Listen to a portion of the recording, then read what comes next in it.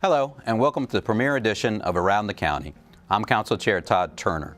For the first time since 1982, the Council includes 2 voter-approved at-large members, expanding the legislative body from 9 to 11 council members.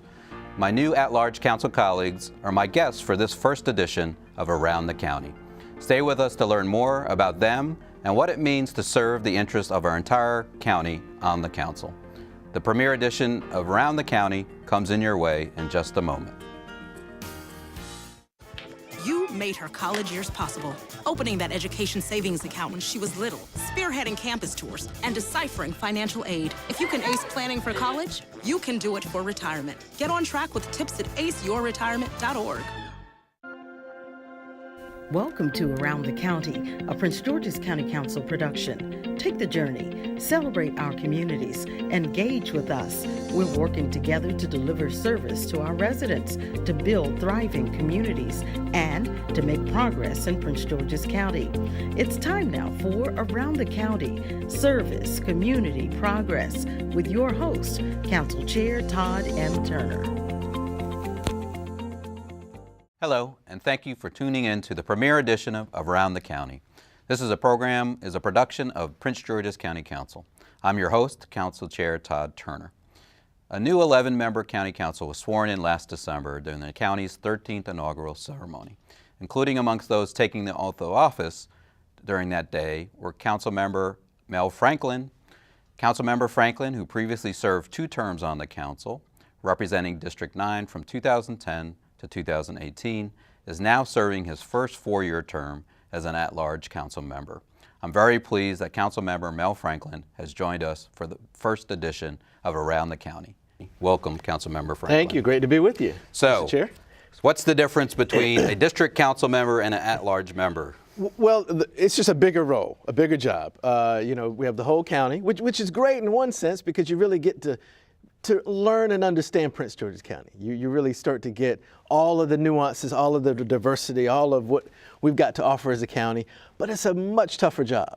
You have to understand and appreciate the concerns of Laurel, just like you do Brandywine, just like you do College Park, or just like you do Bowie. So it's a challenge, it's a big challenge, and we don't really get a different, bigger budget. So we're trying to function in the same resources.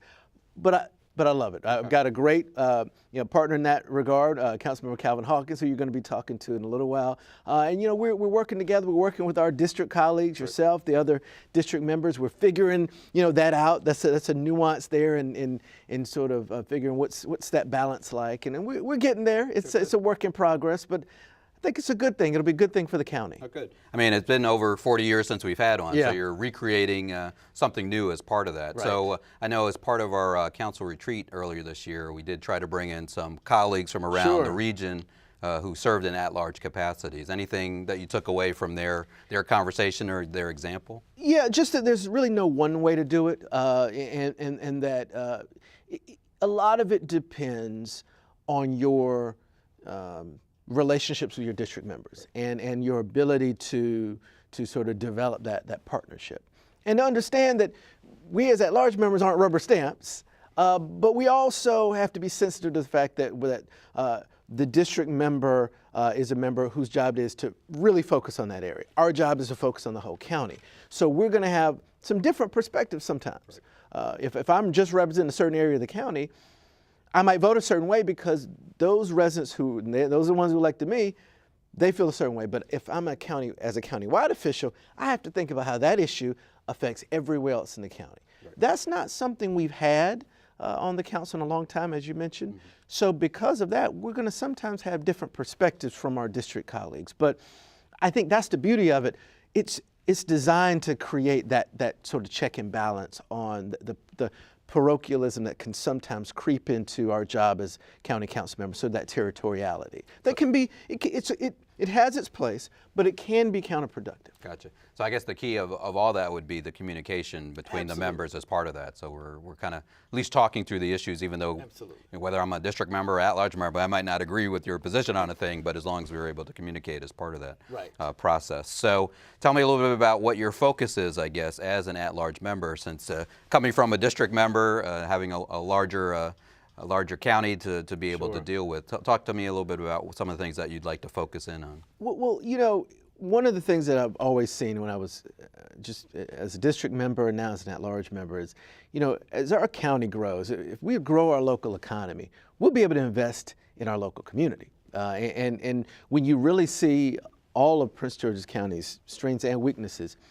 it comes back to sort of our ability to generate the kind of investment we need in things like great public schools, you know, better roads and transit, better, you know, more public safety staffing, you know, better ability to do our human service, our social services. Somebody's got to pay for that. The way jurisdictions that thrive pay for that is through a thriving local economy, a strong small minority and woman-owned business community, strong developed industries in key areas like healthcare, like information technology, like the federal sector and other kinds of signature industries, tourism, hospitality, entertainment, for example.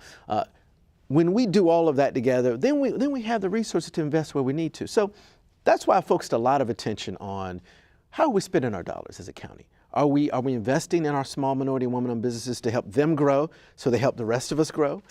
Or are we sort of making, or those dollars sort of leaving the county, which oftentimes they are. They'll focus a lot of attention now on issues of equity. As an at-large member, I get to see all across the county, where do we have sort of inequities where some places in the county are experiencing one thing, other places aren't, and how do we balance those interests to make sure some parts of our county aren't being left behind? You know, it shouldn't be that because you live inside the Beltway that you have you know, a poor quality, whether it be public schools or services. It shouldn't be that because I'm in an established community versus a new community that somehow I'm forgotten or left behind. So I'm focusing a lot of attention, and with my colleague, Councilmember Hawkins, a lot of attention on those issues of equity. And understand the difference between an area in the county that's represented by a municipality versus an area that's unincorporated, and the different challenges that brings. When you have a municipal government, you have an advantage in terms of that area, but at the same token, you have to work with those officials and be sensitive to the municipal concerns as well as just the everyday citizen concerns. Right. And so getting to know, and I know you know that, being a former municipal leader, that's an important balance. Yeah, it's interesting. Obviously, currently representing both the city of Greenbelt and city of Bowie, you know, there is that fallback. But now, as an at-large member, you have all 27 municipalities to try to weigh in and hear from them as part of that process, as part of the county. Right. I know another important one. We're both parents, and we both have public school students in the system. So you can talk a little bit about, from your perspective, on education, as opposed to maybe as a district member, you're talking about a particular school or program in that area versus how that is countywide in perspective. So, and really, as you just touched on, it's about thinking about the whole system now.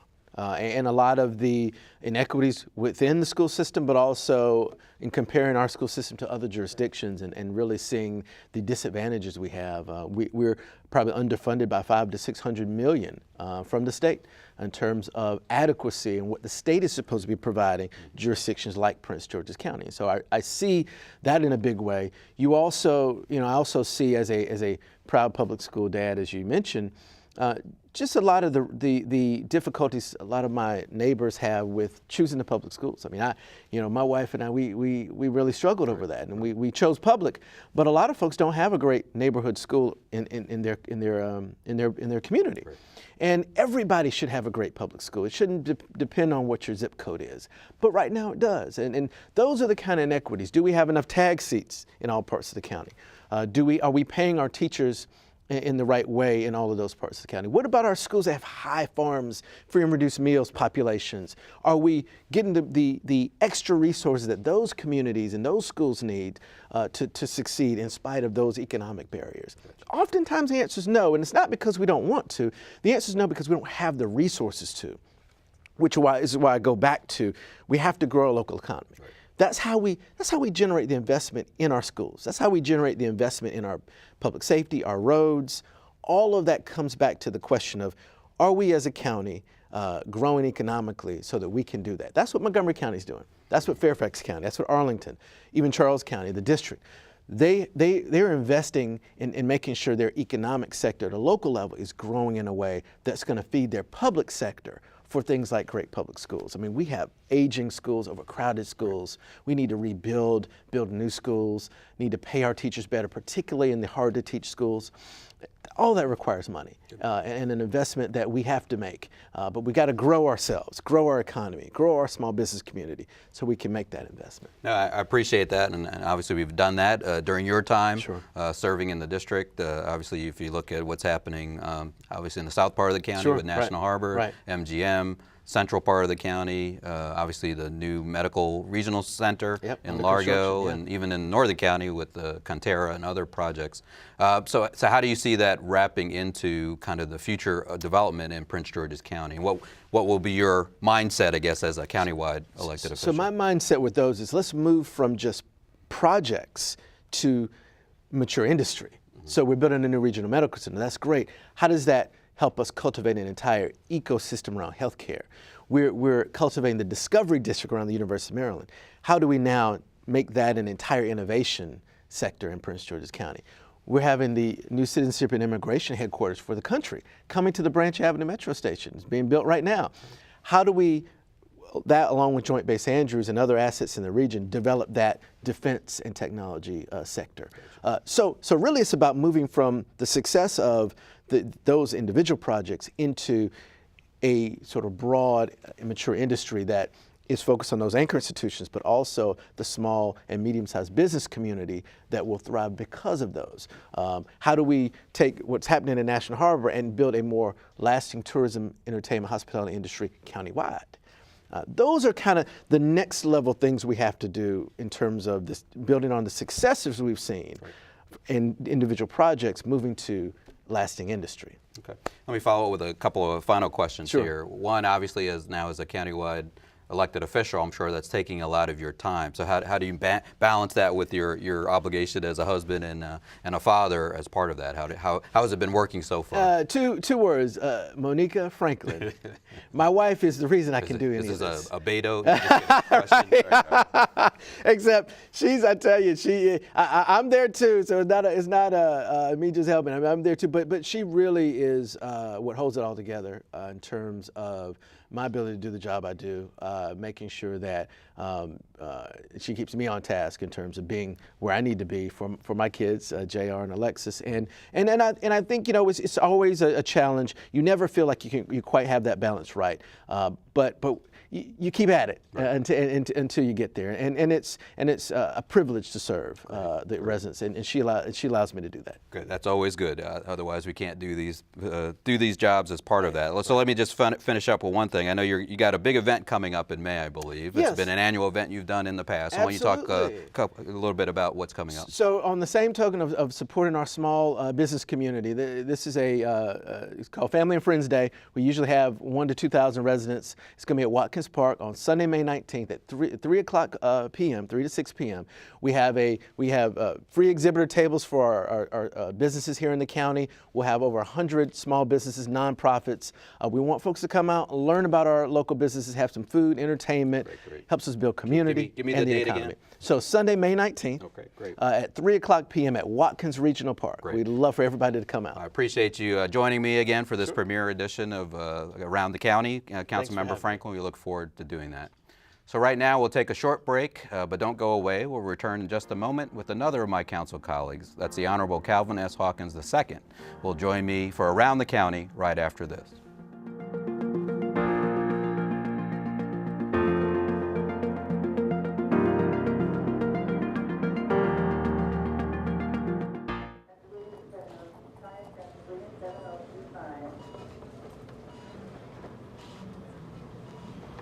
It's okay to be scared.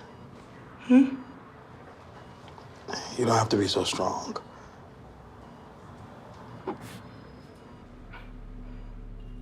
Strength is not optional. This is my mother, my purpose. Real muscle is lifting her spirits between bedpans and bad news from doctors that doubt her strength. Strength is buried in bills, managing meds, and swallowing those moments of, Mom, it's me, your daughter. Remember, my strength is super, but I'm still human, right? Look who's here. There she is. Hey, thanks for your patience. How you feel? If you're caring for a loved one, visit aarp.org/caregiving for care guides and community, or call 1-877-333-5885.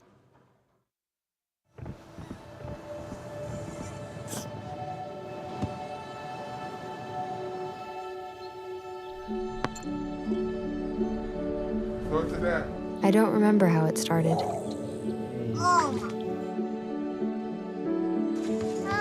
Our back and forth.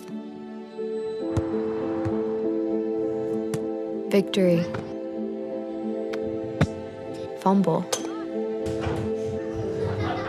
Repeat. It always came back.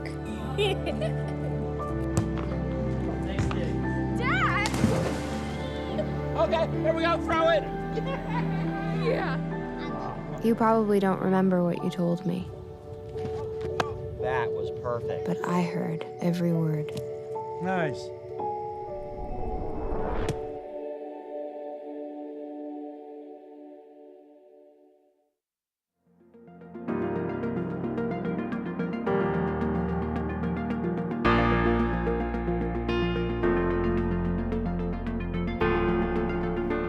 All right, welcome back to Around the County, a production of the Prince George's County Council. I'm Council Chair Todd Turner, your host. With me now is at-large council member Calvin S. Hawkins II, who is serving in his first term on the County Council. Thank you so much, Calvin, for joining me today, and we look forward to having you on this premiere edition of Around the County. So, tell me, how's it been so far as the at-large member of the County Council? It has been very exciting, overwhelming, but I am grateful for the leadership of you, Mr. Chair, and the colleagues that I serve with who are returning council members. You all have been so important to all of us, the new council members, because of your mentorship, and I'm grateful, and I'm sure the other council members are grateful as well. So obviously you have a different perspective. This is your first time holding elective office, but you're obviously not new to the county. So tell me a little bit about your experience before becoming elected official, and then we'll talk about how it's been after. Prior to December 2018 and winning, going through my swearing in, I had an opportunity to serve 23 years in the county government. I had the privilege of working for two county executives, former county exec Wayne Curry, God rest his soul, and former county exec Rashawn Baker. I really enjoyed it. I learned a lot how the executive side of government works, but I will tell you my most thrilling experience was working in emergency management, because it was there I went throughout the 490 square miles of Prince George's County working with citizens, and that's where I really got committed to doing a better job serving our citizens. Great. And so obviously in that capacity, serving the two former county executives, so you already had a feel, I guess, a little bit for different communities within the county. So how has that played into your role as being an elected official representing the entire county now? Totally different, totally different. I realized working with the county executives I spoke of, I saw the glittering of the crown. Serving with you and my other 9 colleagues, now I understand the weight of the crown. The governing body that I have a part of being involved with has certainly has been an experience where this is not what it seems to be. On the outside looking in is one thing, but when you have to make serious decisions for the citizens of this county and the businesses, it's a total different ballgame. Oh, great. So tell me a little bit about obviously being a new member to the legislative branch and the county council, and we have 11 members now. Obviously 6 of those members are what we would call new, meaning some of them have experience in other ways. We have a returning member as well. So how do you see the coming together of those of us who are continuing to serve in our second and other terms versus the new council members that are coming in? How do you see that working? I think it's working well. It's an opportunity for the new, like myself, to come in with our great, grandiose ideas and understand working with you all to get that practical side of what we're doing. But I think it has been a great marriage, and again, I can't say it enough, you and the returning members have been great mentors for all of the new members who have arrived to be a part of this council with you. Great, I appreciate that. So some have called you a citizens advocate and a servant leader. So what does that mean for those who aren't familiar with that? For me, that means someone that if you call or you see me, I'm going to do what I can to assist you with whatever you're dealing with to make our county better. Whether it's a constituent service issue or a business-related matter, I'm going to work with you to do what I can to make this county better. Gotcha. And then somebody have also said something about a people's movement. So can you describe what that is? The people's movement is quite honestly a group of citizens committed to collaborating to make our county better. Okay. And what is your role in doing that? I'm their servant. I'm the one they give the ideas, give the recommendations, the concerns and issues to, and I kind of take the lead to try to resolve them. But now as a county council member, I'm doing it from that vantage point. Okay. So tell me a little bit about some of your focus as an at-large council member on the county council, some of the issues that you'd like to deal with or focus in on. I have been truly blessed to have Council Member Mel Franklin serving with me as council member at large, because he's been very open and patient, as you have, in discussing some of my concerns with this new role as a county council member at large. I'm concerned about basically the issues impacting our seniors, from health and human services issues to our young people. And one of the issues that I really think is important to deal with as a council member is the issue surrounding our returning citizens. And working with you and my other colleagues, how do we put policy in place that will impact their return to our community to be as productive as they can based on what we put in place? So talk about that a little bit. Obviously you have a history, and so I'm sure that's near and dear to your heart. Without necessarily going into details of that, how do you see that? How do you see the county government having a role in that process? I think the county government could be very aggressive in what programs we offer men and women returning home from prison, and having some very viable opportunities for them, not just to get employment, but to have a support base so that we increase their chances of succeeding opposed to failing and returning to the penal system. Okay. No, I appreciate that, and I look forward to hearing some of your ideas as we're moving forward.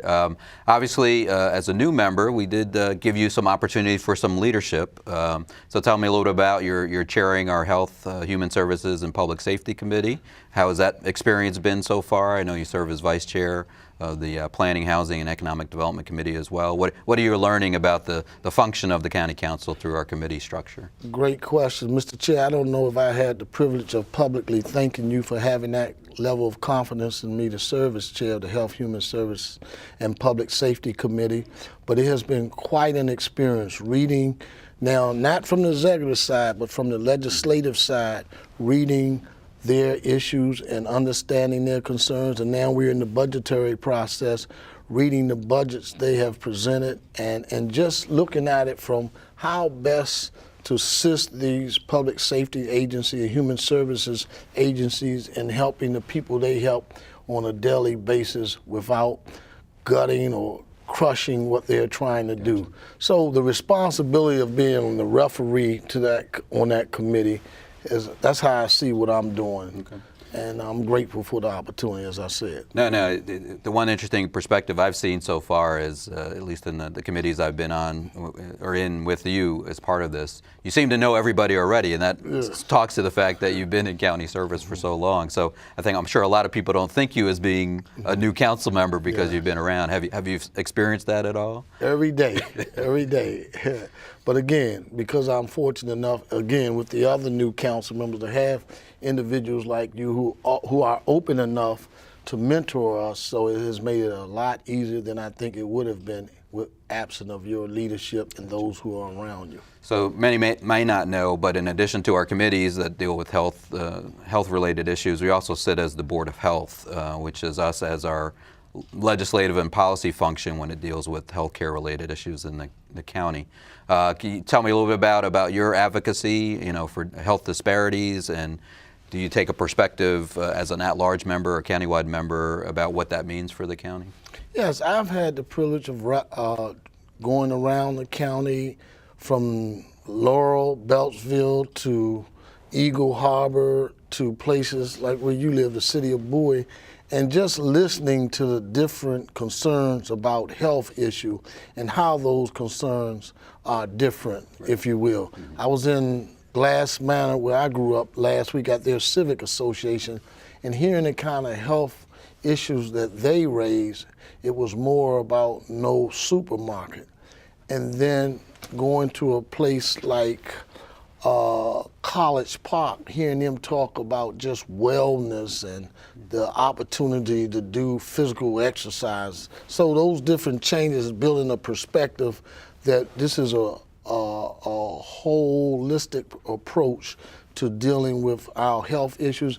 And I want to share that RAND report really gave me a foundation to really understand what we're dealing with in Prince George's County. So this is a time to be grateful as a public servant, and I'm looking forward to doing our citizens proud by working with individuals like you. So for those who aren't familiar, obviously the RAND study was a study we did probably about 10 years ago that got us to the place where we are now, working with the University of Maryland Medical System and the establishment of the new regional medical center, as well as them taking over responsibility for the Bowie Health Center, Laurel Regional Hospital as well, and for expanding the opportunities, particularly in South County, as part of that.